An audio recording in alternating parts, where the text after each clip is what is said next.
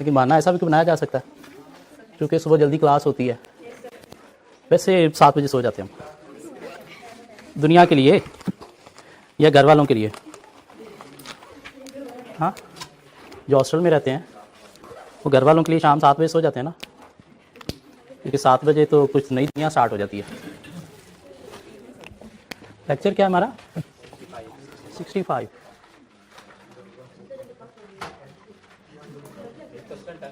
Question 10 करवा दूं? क्यों? मैं तो नहीं करवाऊंगा भाई।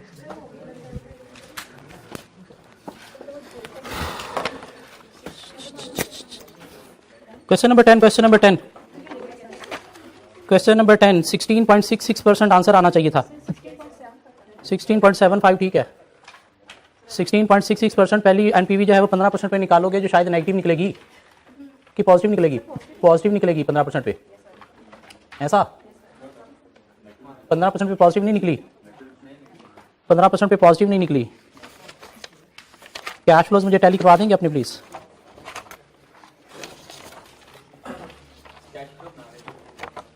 कैश फ्लोज टैली करवा दें बस मुझे, कैश फ्लोज टैली करवा दें मुझे। ईयर 1 का नेट कैश फ्लो, ईयर कितने, 4 साल का प्रोजेक्ट था, 3 साल का प्रोजेक्ट था? 4 साल का प्रोजेक्ट था। उसने हमें नेट इनफ्लोज दिए हुए थे, नेट इनफ्लोज ईयर 1 2 3 4 के, ऐसी बात है। 2 मिलियन की हमारी एडवांस पेमेंट हो रही है, कहाँ पे? ईयर 0 में, ईयर 1 में, ईयर 0 में। उसके बाद 3.9 मिलियन की हमारी जो है वो एनुअल पेमेंट है ईयर 1 2 3 में। 3.90 की हमारी ईयर 1 2 3 में तीनों सालों में एनुअल रीपेमेंट है। और उसके बाद उसने कहा कि 0.89 आपको जो है वो ऑन एक्सपायरी भी देना है। एक्सपायरी कब है इसकी? 3 साल का लीज पीरियड है, तो तीसरे साल में देना है या चौथे साल में देना है? तीसरे साल में देना है।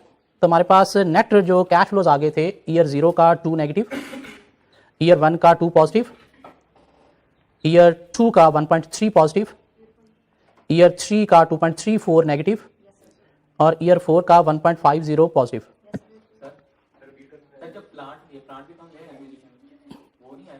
कहाँ पे sir plant? On the date of acquisition fair value of the plant was 10 million DE depreciated property plant equipment. आप ये जो लीज ले रहे हो ये किसके लिए ले रहे हो? प्लांट के लिए ले रहे हो। ईयर 0 की net book net cash flow की बात कर रहे हो, 2 नेगेटिव, जो आपकी एडवांस पेमेंट है। क्या ख्याल है? लीज की अगर देखा जाए तो 2 ईयर 0 में आप दे रहे हो, उसके बाद 3.90 नेक्स्ट 3 साल तक दे रहे हो, और फिर तीसरे साल में आप 0.89 एंड पे फिर दे रहे हो। है तो ईयर 1 से रिलेटेड ना, पे ईयर 2 में करेंगे। Lease instalment payable annually in arrears. Start कब हो रहा है? स्टार्ट कब हो रहा है? नहीं, ईयर 1 की ईयर 1 में ही आएगी, क्योंकि स्टार्ट आप ईयर 0 पे कर रहे हो ना। क्या ख्याल है? 10 को क्यों नहीं लिया? 10 तो उसकी प्लांट की सिर्फ वो डेप्रिसिएशन कैलकुलेट करने के लिए उसने दिया हुआ था, अदरवाइज वो प्लांट ही आप लीज पे ले रहे हो, तो आपने मेनली क्या लेना है? उसके इनफ्लोज आपके पास आ गए, नेट इनफ्लोज जो हैं, जब वो कंसीडर कर लिए तो आपने 10 क्यों लेना है?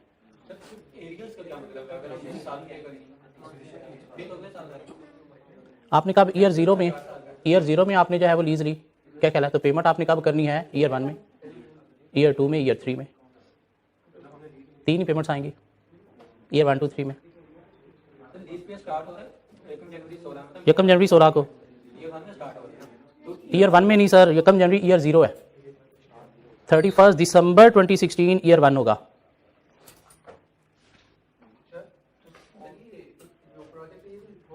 हाँ, लेकिन लीज 3 साल की है। नहीं, 3 साल का लीज तो 3 साल का ना प्रोजेक्ट के, ठीक है, आपको आउटफ्लो इतने टाइम तक मिलेंगे, लेकिन जो लीज है वो 3 साल की है। तो लीज का मैच्योरिटी पीरियड क्या है? 3 साल बाद, ईयर 3। ईयर 3 पे पेएबल होगा। Amount payable on expiry of the lease term. Lease term expiry कब होगी? On expiry of the lease term, year 3 में। क्या कह रहा है? On expiry of the lease term. On expiry क्या है? 3 साल जी। 2 negative net cash flow year 0 का, 2 पॉजिटिव ईयर 1 का, 1.3 ईयर 2 का, 2.34 नेगेटिव ईयर 4 का, ईयर 3 का और 1.50 ईयर 4 का। और डिस्काउंट फैक्टर उसने एक आपको बताया हुआ है 15%, उस पर एक एनपीवी निकालोगे तो वो शायद आ जाएगी पॉजिटिव या नेगेटिव, पॉजिटिव आएगी। तो नेगेटिव लेने के लिए हमें 20% पे जाना पड़ेगा। तो 20% पे जाके 16.656766 16.6 आगे कुछ भी लगा दो, IRR आना चाहिए। क्वेश्चन नंबर 11 का 14.58% IRR आना चाहिए। क्वेश्चन नंबर 11 का 14.58% IRR आना चाहिए। आया नहीं आया? 14.58%, 14.58%। क्वेश्चन 11 के कैश फ्लोज टैली करने बस मेरे साथ। ईयर 0 का जो नेट कैश फ्लो आ रहा है 175 नेगेटिव, ईयर 1 का 54.25, ईयर 2 का 54.25, ईयर 3 22.75, ईयर 4 122.75। तो पहला डिस्काउंट फैक्टर आप जो है वो 10% पे निकालोगे और 10% पे जो है वो एनपीवी 10% पे एनपीवी पॉजिटिव आएगी। तो नेक्स्ट 15% पे चले जाओगे, उस पर नेगेटिव आएगी। तो 14.58% आना चाहिए। 14.58%। एक अच्छा सा क्वेश्चन नंबर 4 आपको मिलेगा। Question number 4, question number 4, question number 4 lotus enterprise करना क्या है आपको? एनपीवी कैलकुलेट करना है प्रोजेक्ट की। Required for 15 marks. Compute the net present value of the project and advise whether it would be feasible to accept HS offer. Advice भी करना है कि क्या ये ऑफर एक्सेप्टेबल है, मीन एक्सेप्ट करनी चाहिए या नहीं करनी चाहिए। क्या ख्याल है? Lotus enterprise is engaged in trading of various locally manufactured products. कल जो हमने क्वेश्चन किया था वो बिजनेस भी क्या करता था, दूसरों की प्रोडक्ट लेके आगे डिस्ट्रीब्यूट ट्रेड करता था। Hope Limited HL, a company incorporated outside Pakistan, has offered to assist LE in establishing a manufacturing facility. कल भी ऐसे ही हुआ था। ABC और मेगा लिमिटेड को असिस्ट कर रहा था, क्या वो मिलकर बिजनेस करते हैं, मैन्युफैक्चरिंग आप करो मैं साथ हेल्प करूंगा। Manufacturing facility in Pakistan for producing its products. LE Lotus Enterprise has gathered the following information in respect of HL's offer. The manufacturing facility will be set up on a land which was acquired by LE 3 years ago for 40 million sunk cost. हमें market value देखना है। Market value of the land at the commencement of the project is estimated rupees 60 million. Cost of manufacturing facility is estimated as under. Factory building 30 million, plant including its installation 100 million, and other fixed asset 10 million. So land की market value है 60 million. Building 30 million, plant 100 million, other fixed assets 10 million. Sale for the first year of production is estimated at rupees 500 million. Sale for the first year of production mean year 1 की sale होगी 500 million. It is expected that sale demand would increase by 5% in each subsequent year. Sale demand will increase by 5% in each subsequent year. This is not inflation. Sale demand बोले तो units बोले तो quantity increase होगी कितने percent से? 5% से। Under the product licence agreement HL would be paid a royalty equal to 15% of sale. तो 15% of cell royalty भी एक कैश आउटफ्लो आएगा जैसे कल के क्वेश्चन में था। क्या कह रहा है? It is expected that cost of production in the first year of production would be 75% of sales including fixed cost of rupees 50 million। Cost of production जो है वो पहले साल की कितनी होगी? 75%, जिसके अंदर 50 million की फिक्स कॉस्ट भी होगी। तो this mean variable cost fix cost separate की जा सकती है। कैलकुलेट करके दो कि मुझे कितनी वेरिएबल कॉस्ट होगी।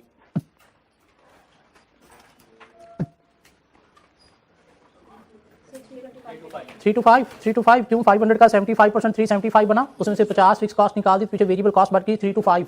Okay. Additional working capital of rupees 35 million would be required in the first year of production. Working capital requirement would increase by 5 million each year. Would increase by 5 million in each year. Mean year 0 में ठीक है 35 होगा, लेकिन year 1 में 5 और, year 2 में 5 और, year 3 में 5 और, तो एंड पे जाके आपको कितना मिलेगा? जितना भी पीछे पे किया होगा आखिरी साल में सारा रिकवर हो जाएगा। हर साल आएगा। हाँ, ईयर 0 में आपके पास 35 भी आएगा, ईयर 0 में 35 भी आएगा, लेकिन आगे 5 5 5 चलता जाएगा। ठीक हो गया? कितने साल का प्रोजेक्ट है? कितने साल का प्रोजेक्ट है? कितने साल का प्रोजेक्ट है? 3 years। sale for the first year of production 500 million, it is expected that sale would increase by 5% in each subsequent year. The manufacturing facility will be set up on a land which was acquired by LE 3 years ago. 3 साल पहले land ली थी. इसका मतलब ये नहीं कि project 3 साल का है. अभी तक नहीं बताया उसने, बात छुपाई हुई है. Rate of inflation is estimated at 8% per annum with effect from second year onward. First year से नहीं, सेकंड ईयर से इन्फ्लेशन चार्ज होगा. इस क्वेश्चन में उसने क्लियरली बता दिया, तो इस क्वेश्चन के अंदर क्लियरली बताया नहीं होता कि इन्फ्लेशन कब से लगना है. It would affect revenue as well as all the cost excluding depreciation. इसको तो कॉस्ट के अंदर डेप्रिसिएशन इंक्लूड होगी. कौन सी कॉस्ट में, वेरिएबल में या फिक्स में? चपेट मारूंगा आप लोगों को. वेरिएबल में डेप्रिसिएशन होगी या फिक्स में होगी? फिक्स में होगी. कमॉन, क्या हो गया है? वेरिएबल तो यूनिट के अकॉर्डिंगली है भाई. जितने यूनिट सेल होंगे उतनी वेरिएबल कॉस्ट पर यूनिट आएगी. उसमें कहाँ से डेप्रिसिएशन तो फिक्स होती है कि एवरी ईयर इतनी चार्ज होनी है. फिक्स कॉस्ट के अंदर डेप्रिसिएशन इंक्लूड होगी. इतनी देखते हैं. Factory building would be depreciated at 5%, whereas plant and other fixed assets would be depreciated at 25%. Factory building would be depreciated at 5%, जिसकी 30 million हमारे पास कॉस्ट दी गई है. Whereas plant and other fixed assets would be depreciated at 25%. इसमें plant और other fix asset दोनों को मिला देंगे 110 बन जाएगा, तो 25% डेप्रिसिएशन उनकी भी आ जाएगी. या तीनों की फिक्स एसेट की, प्लांट की सेपरेट सेपरेट ले लो, वो भी बात ठीक है, लेकिन प्लांट एंड फिक्स एसेट मिला के 110 कर लो तो इस तरह से भी डेप्रिसिएशन निकाली जा सकती है. Using reducing balance method, WDV method से लाइन नहीं, कोई मसला नहीं. क्या हो गया? डेप्रिसिएशन हर साल की डिफरेंट आ जाएगी. इसमें मसला क्या है? It is estimated that at the end of plant useful life of 4 years, 4 साल. Market value of land would be 75 million. चौथे साल में 75 million रिकवर हो जाएगा लैंड का. 60 लगा के ईयर 0 में. क्या ख्याल है? Residual value of all the asset would be equal to their carrying value. और बाकी एसेट की डेप्रिसिएशन माइनस करके चौथे साल पे जो रेजिजुअल वैल्यू होगी वही रिकवर हो जाएगी. किसकी? प्लांट की भी और अदर फिक्स एसेट की भी, बिल्डिंग की भी. क्या ख्याल है? Building, plant, other fix asset की क्या होगी? एंड पे जो रेजिजुअल वैल्यू होगी चौथे साल में वही रिकवर हो जाएगी. दिस मीन उनकी इन्वेस्टमेंट होगी ईयर 0 में 30, लेकिन एंड पे रेजिजुअल वैल्यू भी आएगी पॉजिटिव. इस तरह से प्लांट और अदर फिक्स एसेट का भी आएगा. क्या कह रहा है? जिसमें डेप्रिसिएशन की हमें शायद कैलकुलेशन करना पड़ेगी, देखना पड़ेगा रेजिजुअल वैल्यू कितनी बनती है. Applicable tax rate is 30% and tax is payable in the year in which the liability arises. Depreciation को इनकॉर्पोरेट करेंगे प्रॉफिट बिफोर टैक्स कैलकुलेट करने के लिए. बाद में हम टैक्स कैलकुलेट करके ऐड बैक कर देंगे. हाँ, there would be no temporary or permanent timing differences between accounting profit and taxable income. इस लाइन का क्या मतलब है? कार्ड तो ये आप लोगों के लेवल की नहीं है, क्यों? ये FAR 2 की लाइन है. और अगर FAR 2 नहीं पढ़ा हुआ तो ये लाइन काट दी, हमारे मतलब इससे है ही नहीं. आपके लेवल पे इस तरह की लाइन क्वेश्चन में आएगी भी नहीं. क्यों? IAS 12 है एक, इनकम टैक्स. FAR 2 में जाके पढ़ोगे तो इस लाइन की आपको तब समझ आएगी. अच्छा, इसका मतलब क्या? टेम्परेरी डिफरेंसेस क्या होते हैं? डेफर टैक्स की ये कोई इंप्लीकेशन है, लेकिन हमारे लिए इग्नोरेबल. क्यों? टैक्स हमने पढ़ लिया, लेकिन डेफर टैक्स हमने नहीं पढ़ा, वो हमने FAR 2 में जाके पढ़ना है. चूंकि ये पुराना क्वेश्चन है कॉस्ट का, और कॉस्ट आखिरी पेपर होता था FAR 2 के बाद, तो एग्जामिनर रिज्यूम कर रहा होता था कि स्टूडेंट FAR 2 पढ़ के कॉस्ट में आए हुए हैं, या एटलीस्ट 7 पढ़ रहे हैं. लेकिन हमारे लेवल पे FAR 1 हम पढ़ के गए हैं. FAR 1 पढ़ के गए हैं, तो FAR 1 के अंदर टैक्स की कोई इंप्लीकेशन कहीं पे नहीं है.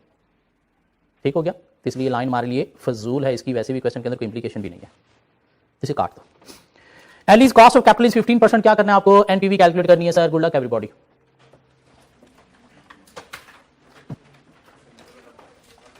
Good luck everybody.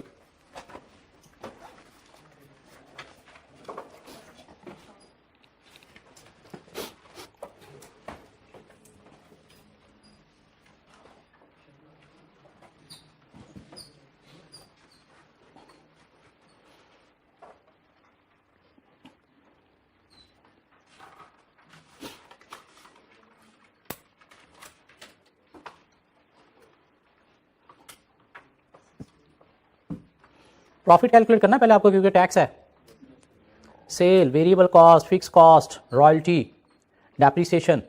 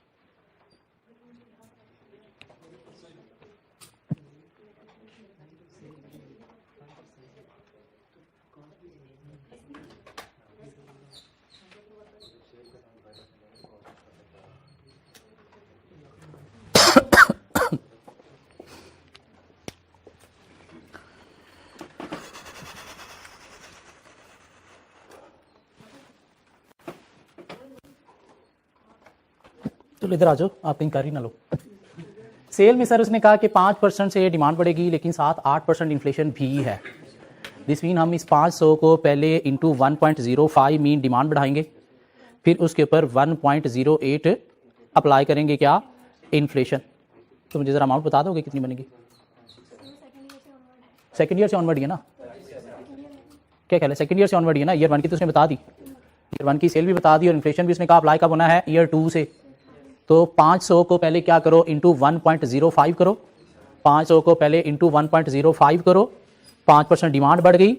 उसके बाद क्या करो, इंटू 1.08 इन्फ्लेशन का इम्पैक्ट ला के मुझे प्लीज फिगर दे दो, 567। किसी को समझ आई हो ये फिगर कैसे निकाली है?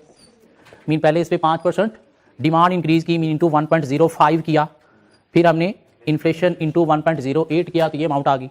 इसको फिर उसी तरह से इंटू 1.05 करो, फिर इंटू 1.08 करो, तो फिगर बताओ मुझे, 642.8998 43 कर लें, चलें जी 43 कर लेते हैं, 98 2 रुपये दे देते। खैर नेक्स्ट इसको फिर इंटू 1.05 इंटू 1.08 करो सर, 729। ठीक हो गया।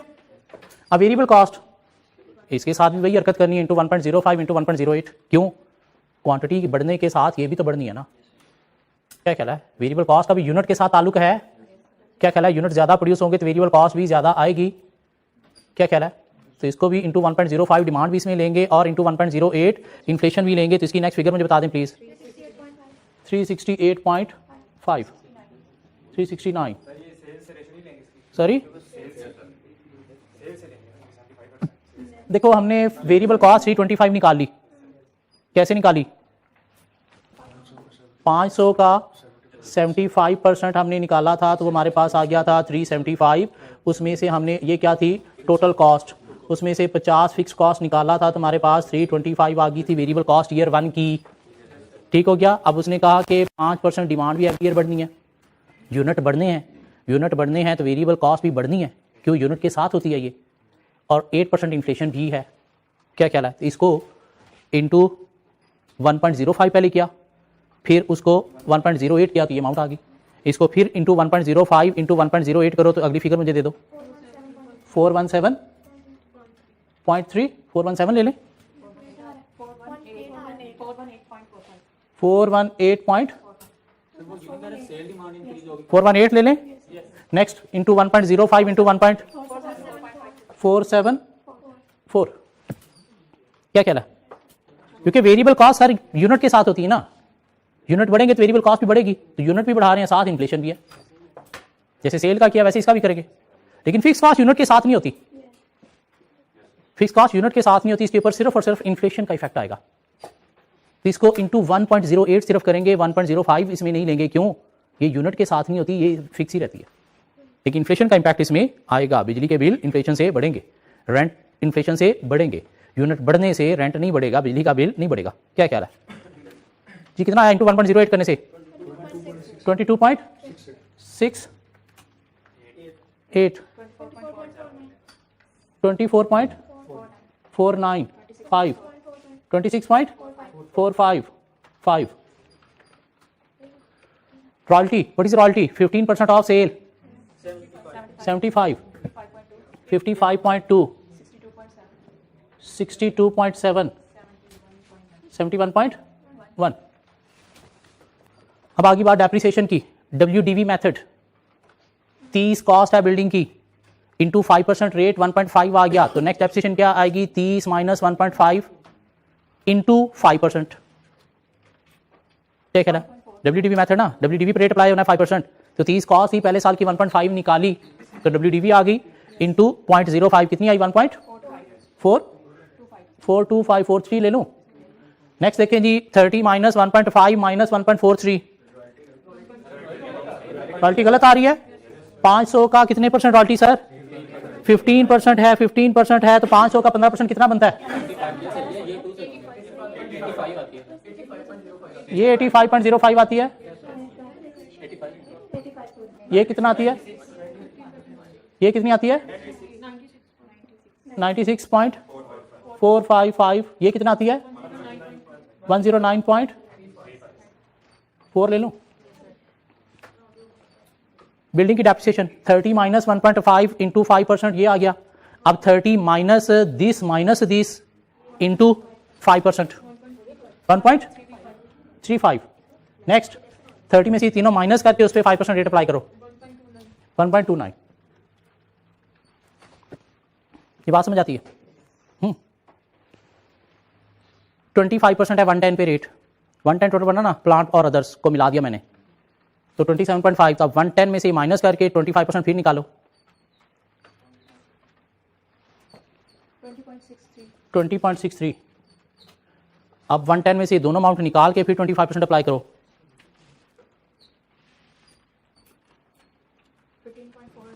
15.47।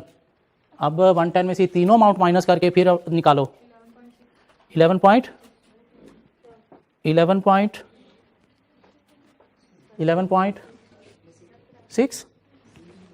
अब प्रॉफिट निकाल दो प्लीज, मुझे प्रॉफिट की फिगर्स दे दो मुझे।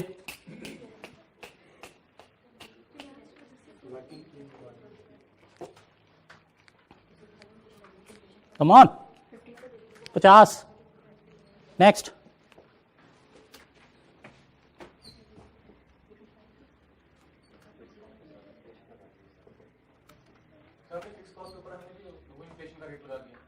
हाँ तो फिक्स कॉस्ट बढ़ेगी ना इन्फ्लेशन के साथ, यूनिट के साथ नहीं, यूनिट वाला इफेक्ट नहीं लिया, इन्फ्लेशन के साथ तो बढ़ेगी ना, रेंट आपका बढ़ेगा ना।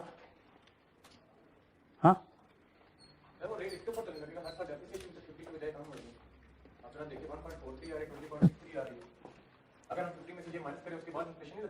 नहीं नहीं नहीं नहीं, देखो हमने फिक्स कॉस्ट क्या किया है, पहले साल की निकाली एक्सक्लूडिंग डेप्रिसिएशन, डेप्रिसिएशन को निकाल के फिक्स कॉस्ट इतनी है, तो अब रेट जब अप्लाई कर रहे हो फिक्स कॉस्ट सिर्फ के ऊपर ही अप्लाई कर रहे हैं, इन्फ्लेशन का क्या कहला है, सिर्फ फिक्स कॉस्ट के ऊपर अप्लाई कर रहे हैं, डेप्रिसिएशन के ऊपर तो नहीं अप्लाई कर रहे, डेप्रिसिएशन तो आपने सेपरेट पहले निकाली। हाँ देखो पहले साल की फिक्स कॉस्ट निकाली कितनी, 21, मीन 21 फिक्स कॉस्ट है। आगे जो इन्फ्लेशन आना है किस में आना है, फिक्स कॉस्ट में आना है, कितनी थी पहले साल 21, तो दूसरे साल इसी 21 के ऊपर इन्फ्लेशन आना है, तीसरे साल उसी के ऊपर इन्फ्लेशन आना है। क्या कह रहा है, डेप्रिसिएशन तो आपने एक दफा जब निकाली तो आगे डेप्रिसिएशन का इफेक्ट तो बीच में है ही नहीं, ये तो इन्फ्लेशन इसी के ऊपर ही लग रहा है। क्या कह रहा है, इन्फ्लेशन होगी इतनी होगी, उसी के ऊपर फिर इन्फ्लेशन, उसी के ऊपर फिर इन्फ्लेशन, इसके अंदर डेप्रिसिएशन तो है ही नहीं कहीं पे। क्या कह रहा जी, ये क्या आया 69.26, 87.2। Next,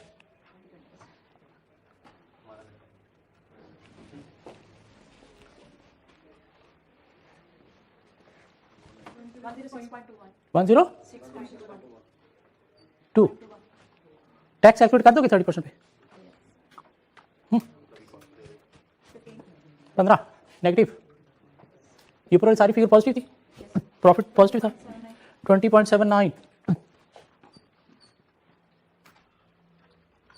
next 26.2। Next come on 30. Depreciation add back कर दो, कौन सी डेप्रिसिएशन, ये दोनों मिला के, ये वाला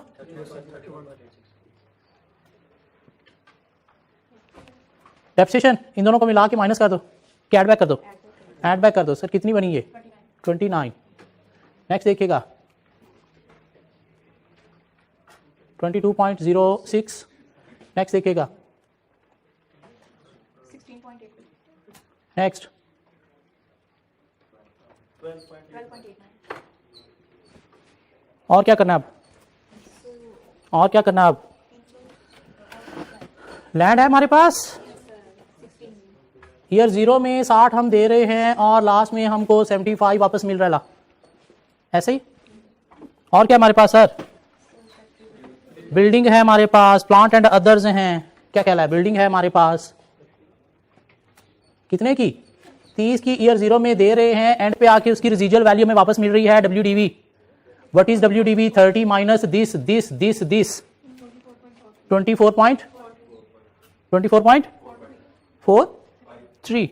24.43। ये कैसे निकाल लिया,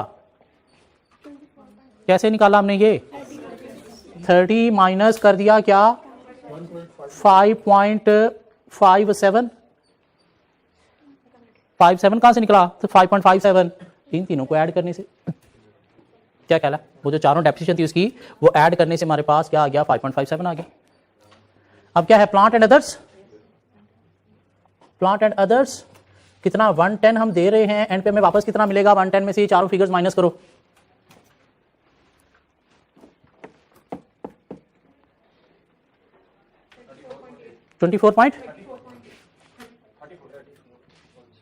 इसमें हमने क्या किया 110 में से माइनस किया है क्या 75.2,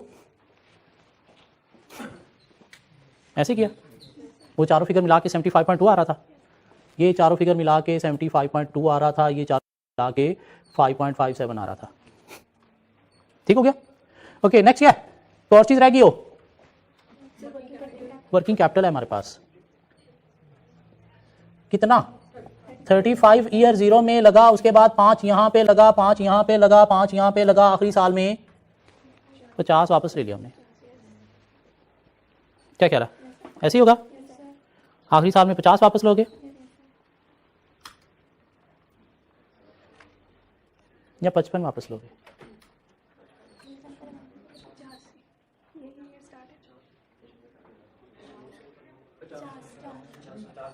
पचास लेंगे, 50 लगा,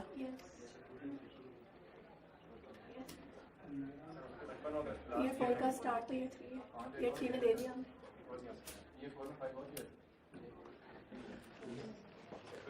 इस साल का आपने 35 दिया, 5 नेक्स्ट का दिया, 5 नेक्स्ट का दिया, 5 नेक्स्ट का दिया, तो एंड पे आके कितना वापस मिला 50। ये बात समझ आती। इस साल का आपने 35 दिया, इसका 5 दिया, इसका 5 दिया और इसका 5 दिया, तो 3 ही 5 हैं आपके पास और एक 35 है, मिला के कितना बना था 50, एंड पे आके रिकवर हो गया। और कोई चीज़ रह गई हो, नेट कैश फ्लोस, फिगर दे दो मुझे जल्दी से। पहला क्या है नेगेटिव, नेक्स्ट 59, नेक्स्ट 65.7,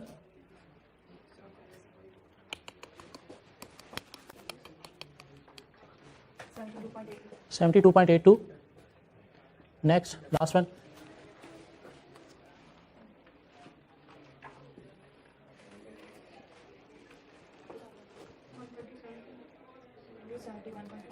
$271.52। तो डिस्काउंट फैक्टर उसने बताया, यस हमें 15% डिस्काउंट फैक्टर बताया, उस पर आपने एनपीवी निकालनी है, जल्दी से मुझे फिगर दे दो प्लीज, जल्दी जल्दी जल्दी जल्दी इस पे अप्लाई करो। क्या discount factor at the rate of 15%, 1 so on, आपके पास आ जाएगी पीवीज, पीवीज को ऐड करेंगे हमारे पास आ जाएगी एनपीवी। प्लीज मुझे एनपीवी की एक फिगर दे दो।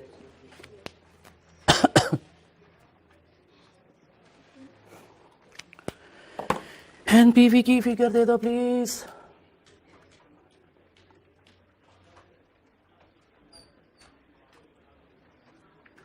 कितने के लोग जिन्होंने कॉस्ट पढ़ी हुई थी, हाँ कॉस्ट पास भी की हुई थी, पढ़ी हुई थी सिर्फ, तो 69.0969 फिगर हमने किस में ली हैं, मिलियन में ली हैं। 69 मिलियन मैं कह दूं कि एनपीवी है, पॉजिटिव ही है। क्या ख्याल है? ये क्वेश्चन नंबर 9 आपका होमवर्क है। क्वेश्चन नंबर 9 आपका होमवर्क है। क्वेश्चन नंबर 9 आपका होमवर्क है। डायरी लिख लें।